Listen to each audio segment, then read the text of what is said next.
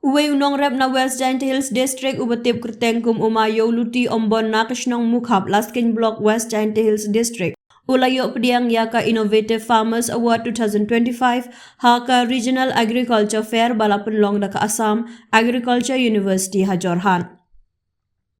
Ya kenika khusnam la aida u Atul Bora, Menteri ka Kamrep Kamriang bar ka Kamri Jingri ke Jela Assam, u Kamakhya Prasad Tasa Member of Parliament Nakaziranga Constituency Assam, bar u Dr. Bidyut Sideka Vice Chancellor Jongka Assam Agriculture University.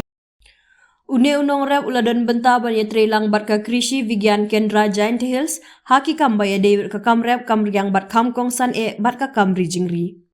Ka jingjit ya une unong rep ru kaya ilingba ka office jong ka Krishi Vigyan Kendra Jaintia Hills.